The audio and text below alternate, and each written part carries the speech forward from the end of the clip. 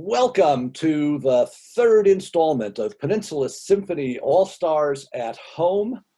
And today we are welcoming two wonderful guests from Los Angeles, virtuoso violinist Niv Ashkenazi. Welcome, Niv. Hi, thank you. And from Istanbul, on the other end of the world, one of the founders of the Violins of Hope, Avshalom Weinstein. Welcome, Avshi.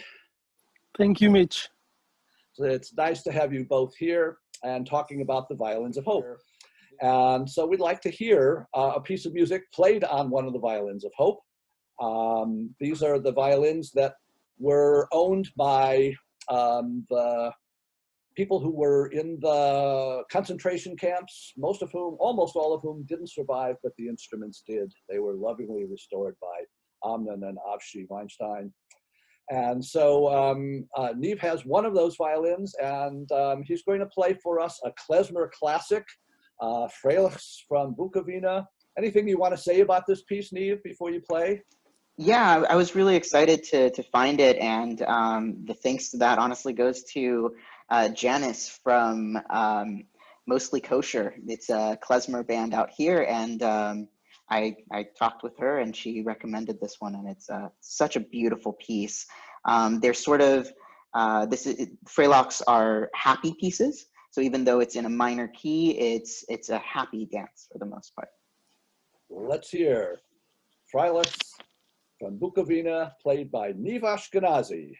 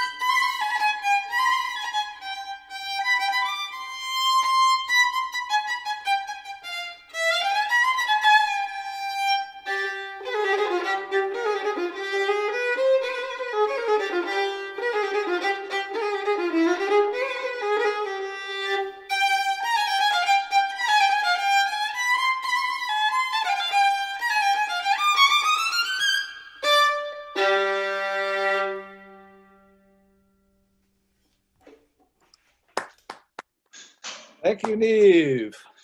That was beautiful. Thank you very much. We loved that. So this is obviously a classic klezmer tune that would have been played in the shtetl all possibly all over Europe. Do you know exactly where its origins are? Are they in Poland? It is Eastern European, just as there were a lot of border changes. So I think there was, Right. I think they were talking like sort of Romania area, I think, from what my research showed.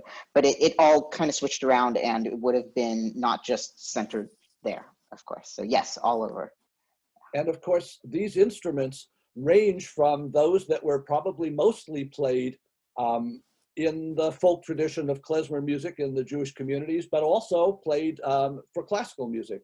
Avshi, what is the whole range of violins of hope and their origins? While you have it right there, Neve, show us the back of your violin. And So go go ahead, ahead. Avshi. So the violin that Niv has, it's a violin which was made in the border between the Czech Republic, Czechoslovakia, and Germany. And the place they made tons of instruments, mostly very low level, some with ornaments like the one you see here with Stars of David, some with different ornaments like crosses and whatever ornaments they would think of. And some instruments had no ornaments, but these are very low grade, very simple instruments, extremely fastly made, and they were very, very cheap. And the klezmers, who were the vast majority of them, like most of the vast majority of the Eastern European Jewish people, they were very poor people. They couldn't buy the good stuff because they simply didn't have the money. And this is what they could buy. Now, they paid maybe a bit more because the violin had a Star of David ornament, but in the end, this is the kind of instruments which would be very common to find in Eastern Europe if you can go back in time to these areas and see what those people had. Yeah. When did this instrument come to your atelier, your workshop? Do you recall? Between 5 to 10 years ago, probably, maybe even more. I can't really recall. Yeah. Later on in the program, we'll talk a little bit about the different origins of these instruments, how they came to your workshop, and what you and your father have done to restore them. But I do want to point out that the Jewish tradition of violin playing and string playing, but especially violin, is not limited by any means to klezmer. And in fact, the greatest violinists, almost all of the greatest violinists in Europe in the first half of the 20th century were Jews who were trained in the Russian style.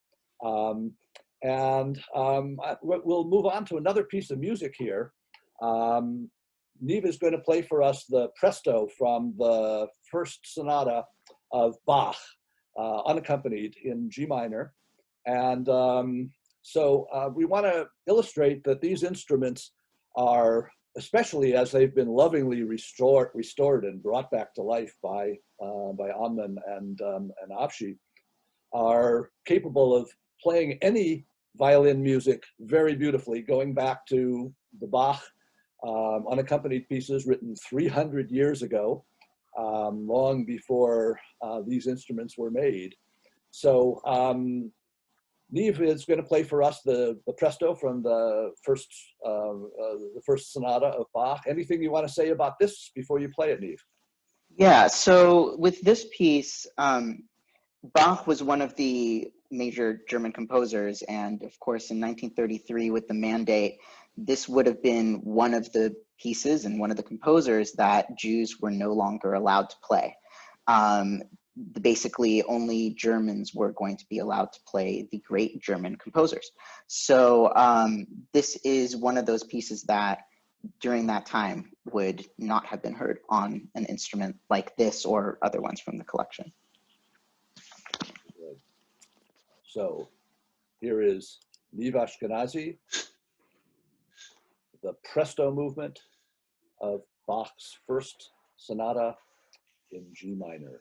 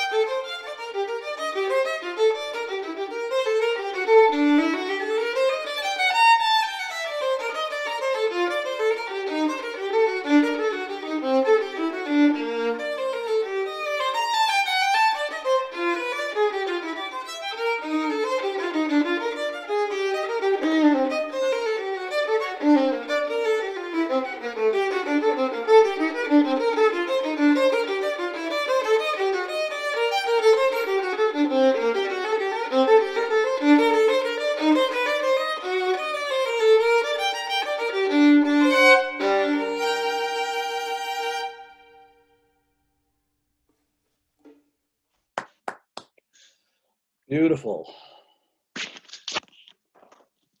Thank you, Neve. That was just gorgeous. Absolutely wonderful. Avshi, how did this whole project get started with you, with your father, Amnon Weinstein? What was the origin of this whole Violins of Hope project? Well, we all knew that there were people playing instruments and there was music in the Holocaust. I mean, this is not it's not a revelation. All the camps had orchestras. They were kind of competing in a way. The commandant, whose orchestra is going to be better, who's going to play what and whatever. But we never had actual instruments of people who actually played. And the whole thing actually started from a very different perspective. In Israel in the 30s, they formed an orchestra, which later on became the Israeli Philharmonic. And the guy who formed it was Bronislaw Huberman. And he did it because when he saw what's going on in Germany in 1933 and just before, he realized that very soon there will be war in Germany, in Europe, and he wanted to try as many musicians and people that he could. So he formed an orchestra in Israel, brought the best musicians from all over Europe to Israel, formed the orchestra, and brought also their families alongside. Now we have some of the very first programs from the Philharmonic, and you can see it says, okay, the name of the guy, what he's playing, and what was his former job in Europe. So it's leader of this, leader of that, second violin of this. I mean, these are the best musicians in Europe. Now, many of them had very good German-made instruments because the German makers were really excellent craftsmanship. But after the war, nobody wanted in Israel to touch anything German, nothing. You couldn't buy German goods. It was very simple. There was no German, they wouldn't even say the word Germany in the radio. And many of these musicians, they came to my grandfather and they told him, they said, either you're going to buy this instrument for me or I'm going to destroy it. Because don't forget one thing. All the people who came from Europe, all of them probably with no exceptions, lost family. If it's brothers and sisters and parents and whatever, they lost family sometimes by the hundreds. And they didn't want to touch it anymore. They sold it to my grandfather. My grandfather bought whatever he could. He knew that there is no way that he can sell it because nobody wants to touch anything German. And it stayed as a collection for many, many years. Until in 1991, my father had an apprentice coming from Dresden. Now, Dresden was Eastern Europe until 1989. It was a Soviet country. And in Soviet Union, they would not teach about Jewish Holocaust. And when Daniel Schmidt, the bow maker, when he came to Israel, and he's coming from a family who is in the business of violin and bow making for about 250 years. And he met survivors, he heard about the Holocaust, and he saw this excellent collection of fantastic German-made instruments that my father had from my grandfather. And he asked my father, he said, how can you get some of these instruments here? And my father told him the whole story. And it took him a few years to convince my father to give a lecture in Germany to the German Violin and Bow Making Association about those German-made instruments and how they came to Israel. And after that, my father went on a radio show and he asked people if they have any stories or maybe by chance even an instrument whose owner survived or didn't survive from the Holocaust. Now, this is a very interesting radio show. I think they stopped now, but I'm not so sure. This was like the Facebook after the pre-war Facebook. People would go on air saying, I'm this and that, I'm coming from here and there, I'm looking for my mother, my father, my sister, whatever, and leave the phone number, and people will call them and tell them, listen, I saw him here, I saw him there, I heard like this, I heard like this. Is how people learned what happened to their families.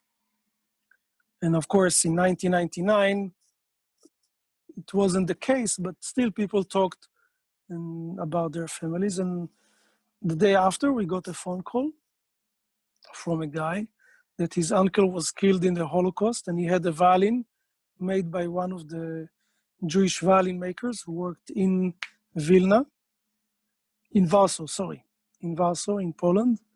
And the violin has a Star of David inlaid on its back, and he has a label in Hebrew.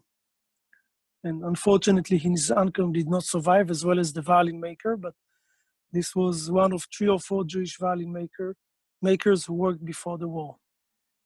We know about, as you said, about many, many thousands of musicians, but we only had about 3 or 4 Jewish violin makers who actually worked. And this was the first instrument. And later on, we got more and more instruments. How many violins are there altogether now? I think about 88, but I might be mistaken. And with the Peninsula Symphony, we were going to be playing on 25 or 30 of those violins and the 1 viola and the 1 cello that are in the collection. Yep. How did those instruments, the viola and the cello, enter the collection? These were also sold to my grandfather. These were German instruments, were brought by musicians from what was then Palestine Orchestra and today the Israeli Philharmonic.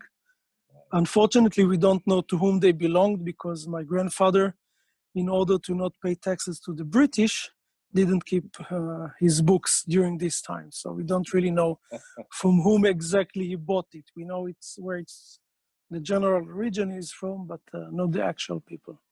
Right. Only 1 violin, we know the actual person that he bought from. And we can assume that almost all of the musicians who played these violins perished in the Holocaust. The instruments have survived.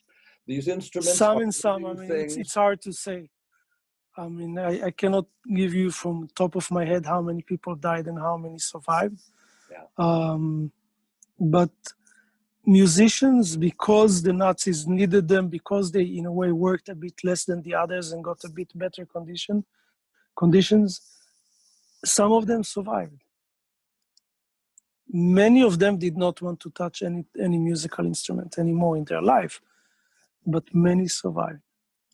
And of course, these instruments are made of wood. They are living things. They have been brought to life in the hands of violinists and other string players through the 20th century up until the Holocaust, and then brought back to life by Amnon and Avshi and their atelier. And these instruments, all of the great string instruments, we're still playing on instruments that are 250 years old, the golden period instruments. Even close to 500, some of them. Yeah, that's right. That's right. These living things, these instruments, survive us all. And so to have brought these sometimes magnificent, sometimes ordinary, but always precious Holocaust instruments back to life and allowing them to regain the life of living music is just such a great tribute to you and to the people who played them for generations before the Holocaust. So we're all very, very grateful. Niv, how did you first get involved? Now, one of the ways that you're involved is that you've released a recording, Niv Ashkenazi, Violins of Hope, and that has certainly been a major project. But how did you first get involved with the Violins of Hope? I first got involved in 2017 when Violins of Hope was in Sarasota. And through the Perlman Music Program, who was in charge of bringing the musicians, and they brought alumni from their program, I was one of the people invited. And actually, so was the pianist Matthew Graybill, who I did the album with. So that's actually when we first collaborated, and we've since really enjoyed collaborating together. And that's when I got in touch. That's when I met Avshi, reconnected with Amnon, and that's actually when we asked whether we could borrow an instrument for one of the instruments from the collection for a different program that was also Holocaust related and educational. So to our surprise, Avshi said yes. So I ended up flying to Israel in over Passover in April and picking up this instrument after trying a few of them. And before I was able to return it, there were more events that Avshi asked me to do where they couldn't bring the full collection or even a big significant part of the collection like they would for Peninsula Symphony, and where they could only bring one instrument. So, yeah. That's terrific. Avshi, tell us a little bit more about some of the individual stories of the instruments. So we have lots of huge variety of stories. Some of them, of course, we know a bit more in detail. Some of them actually wrote books or have books written on them. We have an instrument which was played in the Auschwitz Orchestra, for example. We have instruments which were played in other camps by people who survived or managed to escape. We have a violin which belonged to a Polish prisoner of war, Jewish, who basically was a prisoner of war from the third week of the war until the end. And his Polish friends in his unit bought him this violin, and this is the instrument that he played on. We have so many different stories. I mean, it's amazing, and there are all the time more and more stories coming. For example, one of the last instruments that we got belonged to an American soldier, a German guy who immigrated at the age of 16 to United States in 1938, and later on joined the US Army in the war. And I got from his daughter, he has a beautiful photo album from day one in basic training until the end of the war, going through Europe. And he even managed to find his grandparents' grave, which was the gravestone, which was broken in Germany. We have a very interesting story, a violin that we got from a very good friend of my father, a violin maker. I don't know how many of you know, but China was basically the only place Jews could run away to. Right. And there was a huge ghetto there, and there was a big amount of musicians there. And these were the first people who brought Western classical music into China and actually taught Western classical music in China. And we all know how many Chinese are playing today Western classical music. And this all started most probably by those people. Yeah. And this is the violin which was used by one of them. And the amount of stories is increasing, and I'm sure that we only have a very small fracture. As I said, we have about 88 instruments, but if every camp had an orchestra, just imagine how many tens of thousands of instruments were there. That's right. What was the first large-scale performance project once you had enough instruments to create that? The very first concert was in Istanbul, in Turkey. The second concert was in Paris. And then we did the one in Israel in 2008. And after that, it was Charlotte and Cleveland, and I honestly don't remember all of them. The Cleveland concert with the Cleveland Orchestra, one of my favorite orchestras, and an orchestra where there are a number of players who I'm very, very personally close to, was the first one that really made a deep impression on me and made me want to be part of the Violins of Hope project. The cellist in the Cleveland Orchestra, the principal cellist in the Cleveland Orchestra, Mark Kossower, is one of the laureates of the Klein competition, this big competition we run in San Francisco, and this helped promote his career, and he talked to me about the experience of he was extremely enthusiastic with the project. Yes. So I want to thank you, Avshi, for being the focal point for all of the Violins of Hope, uplifting, inspiring, historically so important to all of us. The survivors of the Holocaust are getting fewer and fewer, but these instruments are survivors of the Holocaust. And as the Holocaust fades from living memory, these instruments will be there. And they are meant to be played as they were so beautifully by Niv. So thank you, Niv Ashkenazi. Thanks, by the way, to our sponsors of this program for enabling us to bring this to our audience. Thanks to Niv Ashkenazi, thanks to Avshalom Weinstein. We'll see you at the next program, and thank you all for watching and listening to this beautiful music today. So long. Take care. Bye-bye. Thank you.